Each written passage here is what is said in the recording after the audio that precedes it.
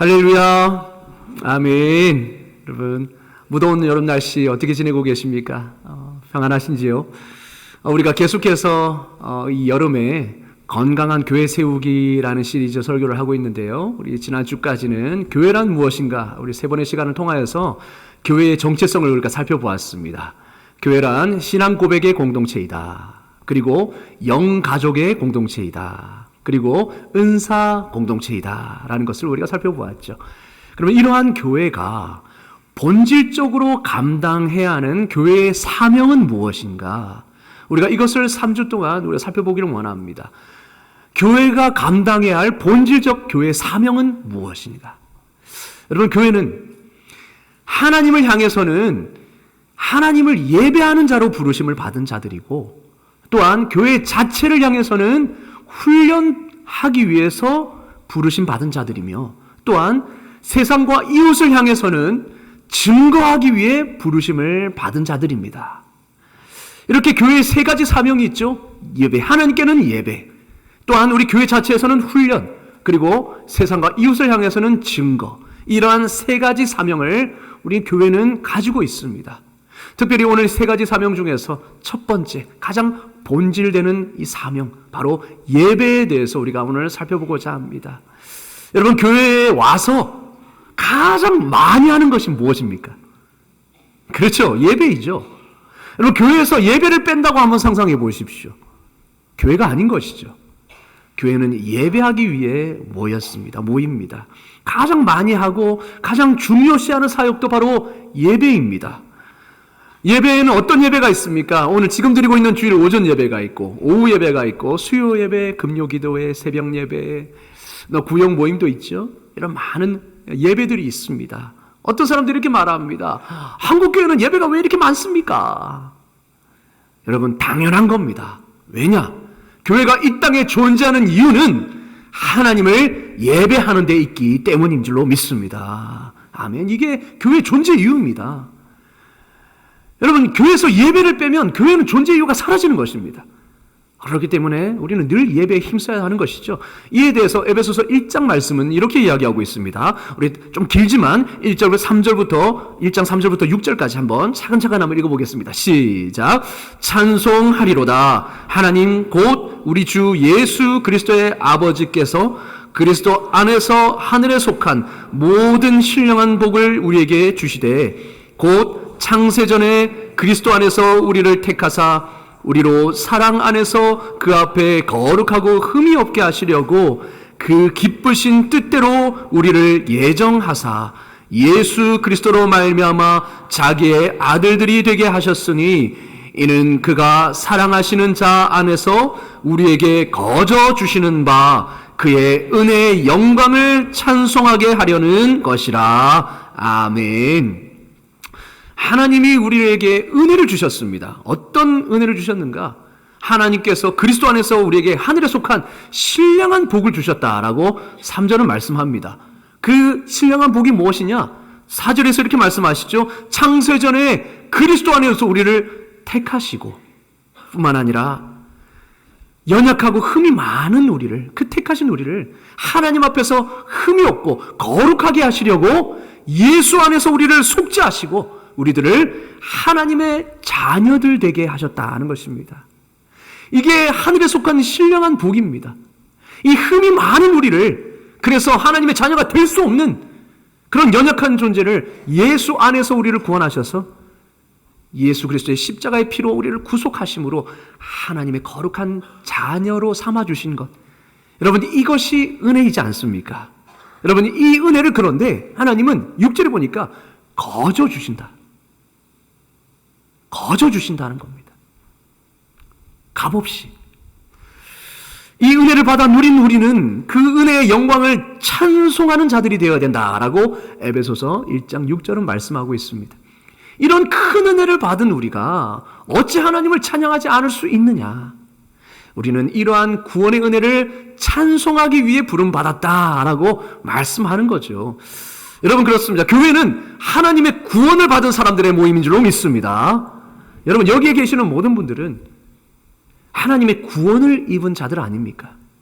그렇기에 여러분, 당연히 교회는 어떠한 공동체가 되어야 되느냐? 구원하신 하나님의 은혜를 찬양하고 예배하는, 그 하나님을 예배하는 공동체가 되어야 되는 것이 당연한 것이죠. 12절과 14절도 똑같이 말씀하고 있습니다. 에베소서 1장 12절 14절, 이는 우리가 그리스도 안에서 전부터 바라던 그의 영광의 찬송이 되게 하려 하심이라.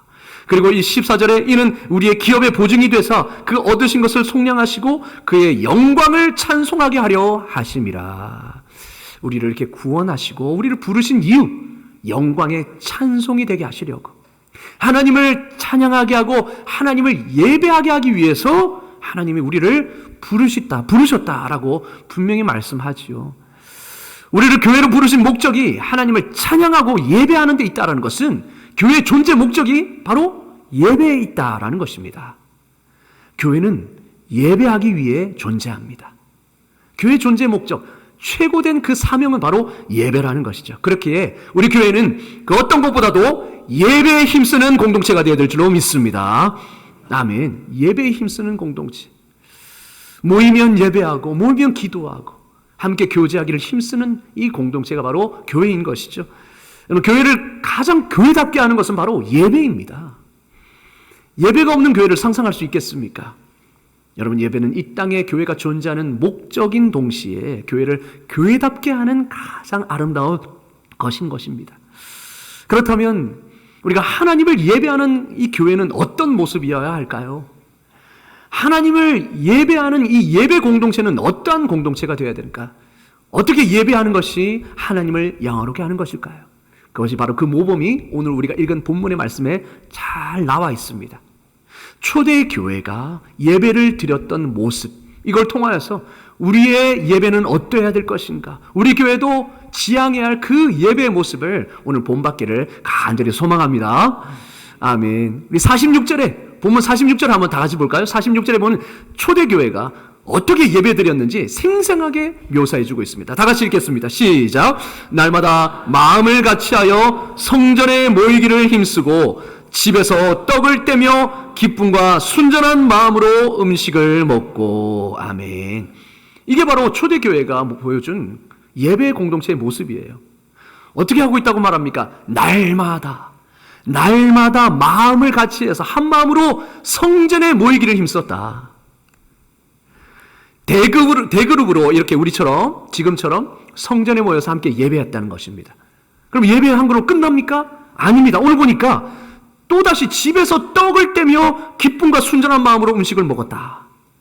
즉 대그룹으로 끝난 것이 아니라, 예배드리고 끝나는 것이 아니라 다시 집에 모여서 소그룹으로 집에서 떡을 떼며 음식을 나누는 이 교제를 통한 예배의 삶을 살았다는 겁니다. 우리가 함께 모여서 함께 예배드리고 또 소그룹으로 모여서 기관이라든지 우리가 구역에 모여서 함께 예배드리는 것처럼 함께 떡을 떼며 삶을 나누며 격려하고 서로 교제를 통하여서 예배의 삶을 살았다는 겁니다. 여러분, 소그룹 모임은 지금에만 있는 게 아니라는 거예요. 교회가 형성되었을 때부터 이 소그룹 모임이 있었다는 겁니다. 대그룹으로 성전에 모이기를 힘쓰는 모습 뿐만 아니라 소그룹으로 집에서 떡을 떼며 음식을 나누는 그 교제의 삶을 통한 예배의 모습이 함께 어우러져 있었던 것이죠. 이것을 어떻게 해요? 날마다 그렇게 했다 말합니다. 야, 지금으로 보면 이거는 거의 광신도 모습인데 이렇게 생각할 수 있지 않습니까? 아니, 예배를 그렇게 드려야 돼? 날마다 드릴 필요가 있나? 라고 생각하죠. 그러나 성경은 뭐라고 말하고 있습니까? 기쁨으로 날마다 그렇게 했다 말합니다. 그게 정상적인 모습이다 라고 이야기하고 있습니다. 여러분, 어떻게 성도들이 이렇게 날마다 기쁨으로 모이기를 힘썼을까요? 그들은 자신들이 예수 안에서 받은 그 구원이 너무나도 감격스러웠던 겁니다. 내가 이렇게 예수님 안에서 구원받게 된 것, 이것을 삶으로 드러내었습니다. 자랑했습니다. 여러분, 그들이 살았을 때 인사의 방식은, 그들은 로마의 지배에 있었기 때문에 그들은 항상 이렇게 인사했다고 합니다. 가이사 황제가 우리의 주님이시요. 이게 인사말이었다고 합니다. 요즘 우리의 인사말이 무엇입니까? 밥 묻나? 이게 인사잖아요. 밥 먹었니? 이게 인사지 않습니까? 그 당시의 인사는 가이사 황제가 우리의 주인이시오. 이게 인사였습니다. 그러나 믿는 사람들은 그렇게 인사하지 않았습니다. 예수 그리스도가 나의 주님이십니다 라고 인사했습니다. 삶으로 내가 주님의 은혜로 구원받았음을 드러낸 겁니다. 그리고 복음 전하는 삶을 통하여서 자신을 구원하신 그 주님의 아름다우심을 자랑했습니다. 그런데 그런 삶이 쉬웠겠습니까? 야, 너는 뭐냐? 사이비냐? 너는 뭐 너무 그렇게 지독스럽게 믿냐? 이런 식으로 여러 가지 핍박과 어려움을 당했겠죠. 그러나 꿋꿋이 그들은 믿음을 지키며 그런 삶을 살았던 겁니다. 그러한 삶을 살면서 같이 믿음 생활하는 사람들이 그리워지고, 그리고 서로를 격려하고 서로를 다 보듬어 주면서 그렇게 함께 주님을 예배했다는 것이죠. 그러니까 여러분, 이러한 믿음의 삶을 사는 사람들에게 믿음의 동력자가 필요한 것 아니겠습니까? 그래서 그들은 늘 서로 격려하기를 힘썼습니다. 모여서. 그래서 함께 예배했습니다. 그리고 모여서는 신령한 노래와 찬미로 하나님을 예배했습니다. 이것이 초대교회의 예배의 모습이었어요. 이렇듯 초대교회 성도들은 성전이든 집에서든 어디서든 함께 모이기를 힘썼고, 함께 모이면 하나님을 예배했고, 또 교제하며 주님을 증거했습니다. 어떻게 보면 이렇게 생각할 수 있죠. 야, 이거 믿어도 너무 심하게 믿는 거 아니야? 너무 지나치게 믿는 거 아니야? 꼭 그렇게 해야 돼? 라고 생각할 수 있죠. 그러나 주님은 뭐라고 하실까요? 주님도 그렇게 생각하실까요? 아니요. 주님은 히브리서 10장 24절에 이렇게 말씀합니다. 서로 돌아보아 사랑과 선행을 격려하며, 다 같이 25절 다 같이 읽겠습니다. 시작. 모이기를 패하는 어떤 사람들의 습관과 같이 하지 말고 오직 권하여 그날이 가까움을 볼수록 더욱 그리하자. 아멘. 하나님은 오히려 그 모습을 칭찬하신 겁니다. 주님이 올 날이 가까이 올수록 더욱 모이기를 힘써라고 우리에게 말씀해 주십니다. 한마디로 그 초대교회 모습이 정상이라는 겁니다. 초대교회 성도들은 날마다 그렇게 했습니다. 자, 그렇다면 그 모습에 비해서 우리의 모습, 우리의 예배는 어떤지 한번 비교해 보기를 원합니다. 예배에 대한 우리의 태도는 어떤가요? 오늘날 우리는 어떻습니까? 모이기를 힘쓰고 계십니까? 혹시 여러분 너무 예배가 많다고 생각되진 않습니까? 저도 그럴 때가 있었습니다. 저도 뭣도 모를 때는, 야, 우리 한국 예배는 왜 이렇게 뭐가 이렇게 많냐? 무슨 수요 예배, 금요 기도회, 또 새벽 예배. 우리나라만 있는 예배가 새벽 기도회 아닙니까? 그리고 또 소그룹 구역 모임이 있습니다. 그리고 가정 예배도 있습니다. 이런 예배들이 많은 부분에 대해서 우리는 어떻게 생각하고 계셨습니까?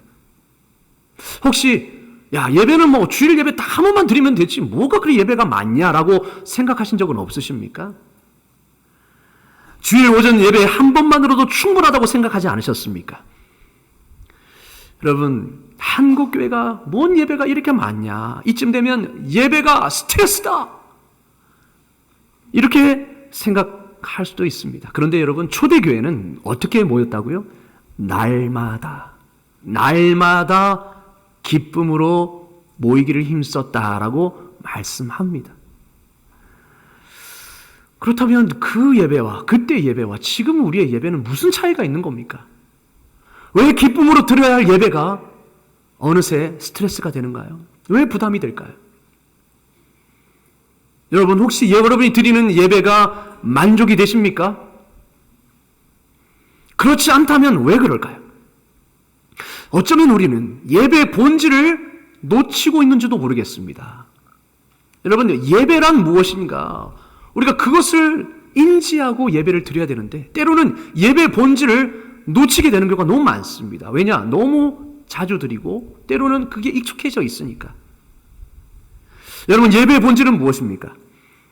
하나님께 예배하는 자마다 영과 진리로 예배할지니라 라고 요한복음 4장 24절 말씀합니다. 영과 진리로 드리는 예배는 무엇일까요? 여러분, 영으로 예배 드린다는 것은 하나님이 영이시기 때문에 영이신 하나님께 예배를 드린다는 것입니다. 그러면 이 영으로 드리는 예배는 어떤 예배여야 하는가? 바로 성령 주도적인 예배를 뜻하는 겁니다. 분위기에 심취해서 드리는 예배가 아니고 성령께서 인도하시는 예배라는 겁니다. 여러분, 예배는 영이신 하나님과의 교제입니다. 그렇지 않습니까? 영이신 하나님과 교제하는 것입니다. 만나는 것입니다. 그렇게 하나님을 아는 만큼 예배할 수 있고 하나님을 아는 만큼 만날 수 있고 교제할 수 있는 것입니다. 그렇기에 진리로 예배를 드리는 거죠. 왜냐? 하나님을 참으로 아는 지식으로 드려야 되는 예배니까. 하나님을 참으로 알아야 주님과 교제할 수 있고 예배할 수 있으니까요. 그게 바로 영과 진리로 드리는 예배라는 겁니다. 진리로 드리는 예배는 예수 그리스도를 통해 행하신 그 구원의 은총을 제대로 알고 누리며 드리는 예배입니다. 여러분, 구원의 은총을 제대로 알고 계십니까? 하나님이 여러분을 구원하시기 위해서 어떤 대가를 치르셨는지를 알고 계십니까? 그 십자가의 은혜의 그 깊이와 넓이를 알고 계십니까? 그것을 알고 드리는 예배가 진리로 드리는 예배입니다. 그것을 제대로 알면 예배가 무기력할 수가 없는 겁니다. 그 은혜가 얼마나 깊고 넓은지를 알기 때문에 우리는 감격하고 감사할 수밖에 없는 것이죠. 구원의 은혜를 그리고 그 감격을 주님 앞에 올려드리고 표현하는 것 아니겠습니까? 이게 예배이죠. 그렇습니다. 그렇게 되면 우리는 내 중심적인 예배를 드릴 수가 없습니다. 예배는 하나님 중심의 예배인 것이고, 그리고 분위기에 심취해서 드리는 예배가 아니고 우리는 진리, 말씀 중심으로 드리는 예배가 될 수밖에 없는 것이죠. 여러분, 좋은 예배자가 좋은 예배를 만듭니다. 여러분, 우리가 이것을 놓치지 말아야 됩니다. 좋은 예배자가 좋은 예배를 만드는 것입니다. 좋은 예배가 좋은 예배자를 만들 수 있지만 순서가 틀렸습니다. 좋은 예배자가 좋은 예배를 만드는 것이고 드리는 것입니다. 좋은 예배란 무엇입니까? 내 마음에 감동되는 예배가 좋은 예배가 아니고 내 마음이 온전히 하나님께 드려지는 예배가 좋은 예배인 줄로 믿습니다. 예. 내 마음이 온전히 주님께 드려지는 이 예배가 좋은 예배인 것이죠. 여러분, 좋은 예배에 대한 개념이 바뀌어야 합니다. 우리는 어떻습니까? 찬양이 은혜롭고 찬양 인도가 참 좋고 기도가 뜨겁고 설교가 참 나에게 감동이 되고 나한테 딱 맞는 말씀이고, 물론 맞죠. 그러나 그 이전에 좋은 예배는 내가 좋은 예배자가 되는 것이 좋은 예배인 것입니다. 내가 뭔가 마음이 준비되고 그리고 하나님을 배울 수 있는 그 준비가 된 우리가 바로 좋은 예배자, 그리고 좋은 예배를 드릴 수 있는 요건인 것이죠. 여러분, 좋은 예배자가 좋은 예배를 만듭니다. 그렇다면 좋은 예배자는 누구입니까? 좋은 예배자가 누구입니까? 하나님을 사랑하는 예배자인 줄로 믿습니다. 아멘. 우리를 구원하신 그 하나님, 나를 여전히 사랑하시는 하나님, 그 하나님을 사랑하는 예배자 뿐만 아니라 일상에서 주님과 동행하는 예배자, 일상의 예배자, 썬데이 크리스찬이 아닌 거죠. 일상에서도 주님과 늘 동행하며 말씀과 기도로 주님과 함께하는 그 예배자, 그리고 은혜에 목마른 심령이 가난한 예배자. 그래서 예배 시간에 기도와 말씀, 찬양 그 어느 것 하나도 놓치지 않으리라라는 이 심령에 가람이 있는 예배자가 좋은 예배자이죠. 반대로 그렇지 않은 예배자는 누구입니까? 예배의 자리에 와서도 여전히 세상적 걱정으로 가득 차 있는 예배자입니다. 자기 생각으로 가득 차 있는 사람입니다. 몸과 마음의 준비가 되지 않았습니다. 여러분, 이런 예배를 아무리 드려도 우리는 하나님을 만날 수 없는 것이죠. 내가 준비되지 않았기에. 그래서 여러분, 하나님께서 시내산에 나타나시기 전에 하나님이 모세에게 명령하신 것이 무엇입니까? 3일 동안 준비하라. 너의 마음을 준비하라. 너희 몸을 깨끗이 씻으라. 마음을 준비하라 말씀하십니다. 그 마음에 주님이 임하시는 것이죠.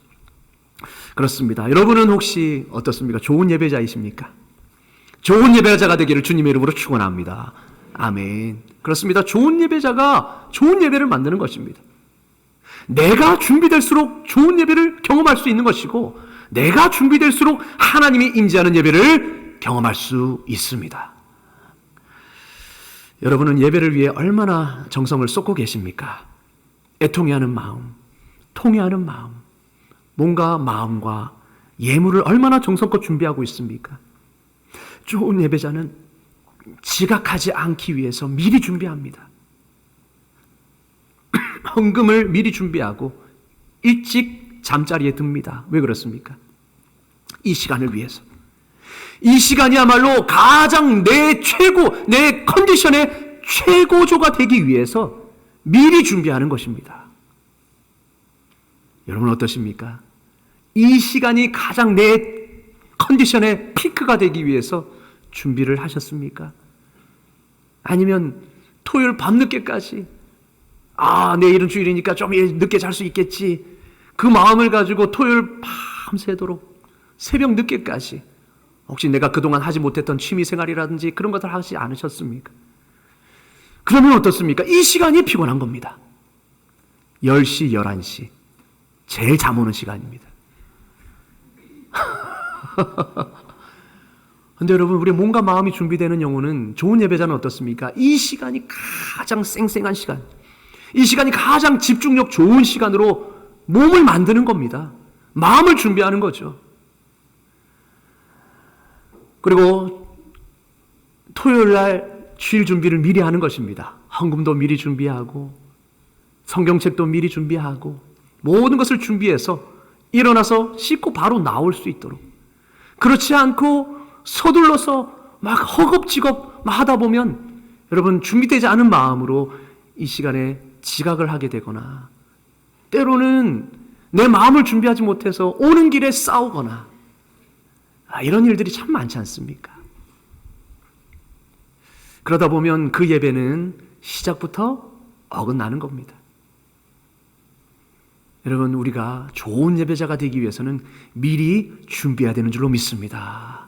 몸과 마음을 준비하고, 우리 옷가짐도 중요하게 단정하게 옷차림을 준비해야 되는 것이죠. 왜냐?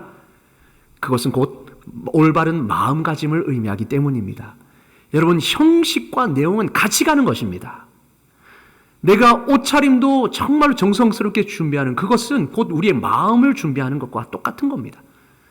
형식과 내용이 균형을 이루어야 되죠. 그래서 이런 식으로 좋은 예배자가 바로 좋은 예배를 만드는 것이죠. 동시에 좋은 예배가 또한 좋은 예배자를 만들 수 있는 것입니다. 이런 선순환이 일어나기를 주님의 이름으로 축원합니다. 아멘. 영과 진리로 드리는 예배, 좋은 예배자로 몸과 마음이 준비되는 예배를 드릴 때에 우리는 예배를 통해 하나님의 임재를 경험하는 것이고 회복과 치유의 역사를 경험하는 것입니다. 여러분, 우리 모두가 예배의 성공자가 되실 수 있기를 주님의 이름으로 축원합니다. 아멘. 자, 이렇게 예배의 성공자가 되어서 예배하는 삶을 살 때 어떤 변화가 일어날까요? 여러분, 우리 삶에 어떤 변화가 일어날까요? 초대교회는 이러한 예배에 힘쓰는 모습 가운데 놀라운 변화의 삶을 보여주었습니다. 그것이 바로 47절입니다. 47절 우리 다 같이 읽겠습니다. 시작. 하나님을 찬미하며 또 온 백성에게 칭송을 받으니 주께서 구원받은 사람을 날마다 더하게 하시니라. 아멘. 이렇게 예배하는 삶에 힘쓰면 어떻게 되느냐? 온 백성에게 칭송을 받았다 말씀합니다. 세상 사람들에게 칭송을 받았다, 칭찬을 받았다는 겁니다. 어떻게 이런 일이 일어났을까요? 그리고 사도행전 6장에는 또 이렇게 말씀합니다. 하나님의 말씀이 점점 왕성하여 예루살렘에 있는 제자의 수가 더 심히 많아지고 허다한 제사장의 무리도 이 도에 복종하니라. 제자들이 더 많아지고 허다한 제사장의 무리도 이 도에 복종했다 말합니다. 여러분, 제사장이 누굽니까?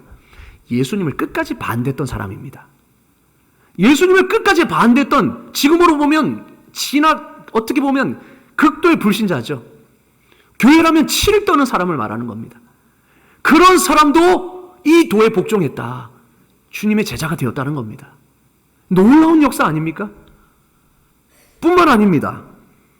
44절에 보니까 하나님을 예배하는 초대교회 공동체는 더 놀라운 열매가 있었습니다. 44절 다 같이 읽겠습니다. 시작. 믿는 사람이 다 함께 있어 모든 물건을 서로 통용하고 또 재산과 소유를 팔아 각 사람의 필요를 따라 나누어 주며. 아멘. 어떠한 일이 일어났습니까? 믿는 사람들이 다 함께 모여서 각자의 필요를 서로 채워주기 시작했다는 겁니다. 내 소유를 함께 나누었다는 거예요. 삶의 변화가 일어났죠. 이기적인 삶이 이제는 나누어주는 삶으로 변한 겁니다. 하나님을 예배하는 삶이 실제로의 그 삶을 변화시킨 거죠. 일상을 변화시킨 것입니다. 믿음의 공동체가 서로 나누어주고 서로 구제하도록 돕도록 만들었습니다. 이렇게 참된 예배를 올려드리는 성도들이 선한 삶과 나눔의 삶으로 열매 맺은 것입니다.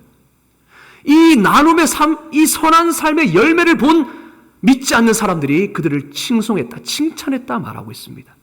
그 칭찬이 이어지자 믿는 자의 수가 더 많아진 것이죠.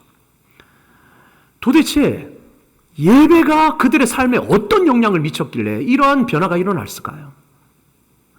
여러분, 초대교회 성도들은 복음을 듣고 주님을 만나게 되니 그런 은혜를 주신 하나님께 감사할 수밖에 없었습니다.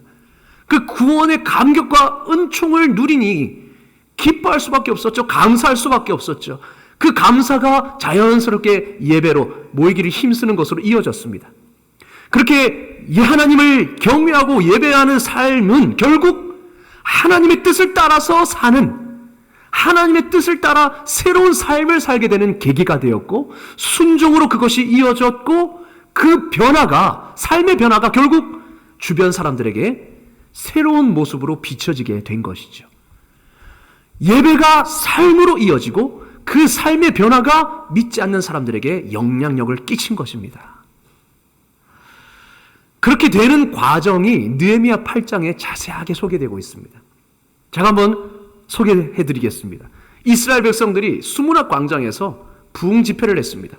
지금으로 보면 예배를 드렸어요. 집회를 했어요. 그때 학사 에스라가 백성들을 모아놓고 율법을 낭독했습니다. 하나님의 말씀을 낭독하고 뿐만 아니라 그 읽은 말씀을 하나하나 해석해서 백성들이 깨닫도록 했습니다. 지금으로 말하면 말씀 선포가 있었고 그 말씀을 해석하는 것이 있었죠. 그들이 그 말씀을 깨닫고 나니 어떤 일이 일어났느냐?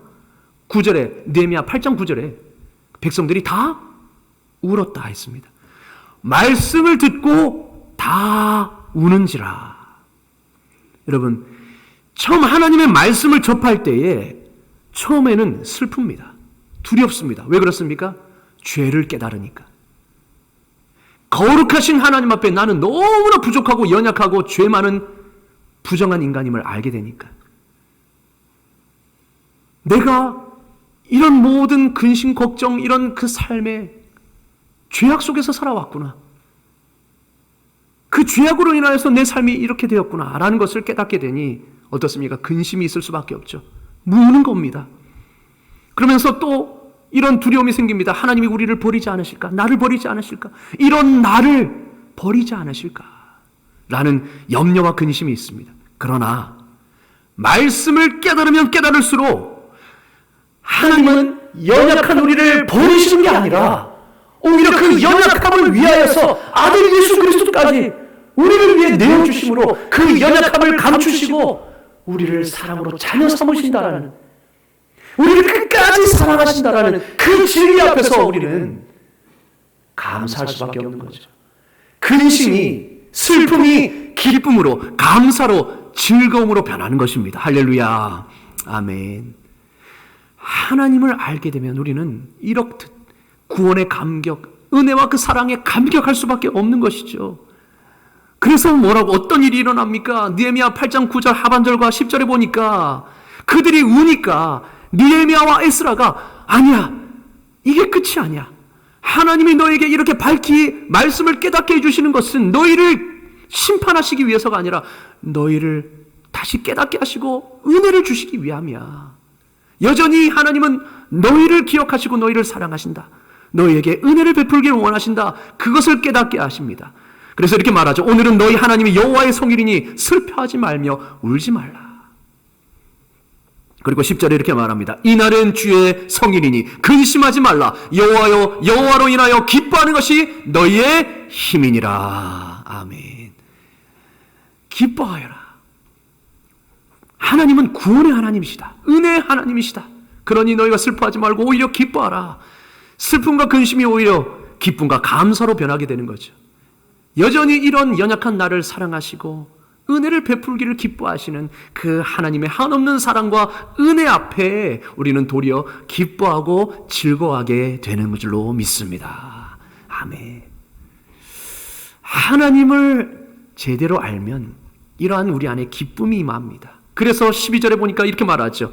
모든 백성이 곧 가서 먹고 마시며 나누어주고 크게 즐거워하니 이는 그들이 그 읽어 들려준 말을 밝히 알미라. 하나님이 어떠한 분이신 줄 아니까 이제는 기쁜 겁니다. 크게 즐거워할 수밖에 없는 거죠. 내 안에 구원의 감격이 임하니까 어떻습니까? 내 안에 있는 것을 서로 나눠주고 싶은 겁니다. 도와주고 싶은 겁니다. 삶이 변하는 것이죠. 여러분, 이렇듯 참 예배에는 큰 기쁨과 큰 즐거움이 있는 줄로 믿습니다. 아멘. 이런 기쁨을 경험하시기를 간절히 축원합니다. 여러분, 이렇듯 예배는요, 십자가 안에서 이루어진 그 구원의 은혜가 무엇인지를 깨닫게 되는 것이고, 그리고 하나님의 영광에 함께 참여하는 것이 얼마나 기쁜 것인지를 직접 체험하는 성령 충만한 축제의 자리인 것입니다. 그 감사와 기쁨이 자연스럽게 말씀에 대한 순종으로 이어지는 것이죠. 말씀에 대한 순종으로. 그래서 느헤미야 8장 14절에서 18절까지 쭉 보시면 어떠한 일이 일어나냐, 율법에 기록된 바를 본즉 백성들이 율법에 보니까 초막절을 지키라고 나오는 거예요. 그때부터 모든 백성들이 다 16절 17절에 보니까 모든 회중이 다 초막을 짓습니다. 여러분, 초막을 짓는 것이 여간 귀찮은 일이 아니지 않습니까? 초막을 짓는 거예요. 장막을 짓는 거. 여러분, 기둥을 세우고 그 위에다가 종려나무를 깔고, 여러분, 이 초막을 짓는 것이 쉽지 않습니다. 그럼에도 그들은 어떻게 크게 기뻐하며 그 초막을 다 지었다고 했습니다. 구원의 감격이 임하니까, 예배의 기쁨이 있으니까, 회복이 되니까 어떻습니까? 기쁨이 넘치는 것이죠. 그래서 기쁨으로 하나님 말씀에 순종하게 되는 것입니다. 기꺼이 내 것을 나누게 되는 것이죠. 삶의 변화가 이어지는 것입니다. 바로 공적 예배가 삶의 예배로 이어지는 현장인 것입니다.